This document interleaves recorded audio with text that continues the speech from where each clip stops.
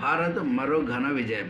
అదేమంటే డిఆర్డిఓ వాళ్ళు సాధించినటువంటిది ఈ ఘన విజయం ఏమంటే గైడెడ్ మిసైల్స్ను డ్రోన్ ద్వారా కూడా అవి లాంచ్ చేయొచ్చు అనమాట. అది మన రాజ్నాథ్ సింగ్ గారు ఒక సోషల్ మీడియాలో ఒక పోస్ట్ చేశారు. ఈ విధంగా ఇది ట్రయల్ సక్సెస్ అయింది కర్నూలులో అని చెప్పి పోస్ట్ చేశారు. మీ డ్రోన్స్ ఏమంటే తక్కువలో అయిపోతుంది. డ్రోన్స్ ద్వారా అది మిసైల్ పంపించి అక్కడ నుంచి ఆ దగ్గరలో నుంచి దాన్ని చేయొచ్చు. అంటే చాలా తక్కువ పడుతుంది. లాంగ్ ఉన్నప్పుడు మిసైల్ లాంచ్ చేసినప్పుడు చాలా ఖర్చు వస్తుంది. ఈ డ్రోన్ ద్వారా అయితే దగ్గర పోయి వేసేస్తుంది అనమాట. సో చాలా ఖర్చులన్నీ తగ్గుతాయన్నమాట.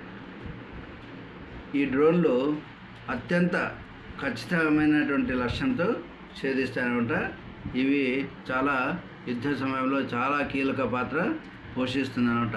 దీని నుంచి ఏమంటే ఖర్చులు కూడా చాలా తక్కువ ఖర్చుతో ఎక్కువ లాభం అనేది జరుగుతుంది అనమాట యుద్ధం జరిగేటప్పుడు.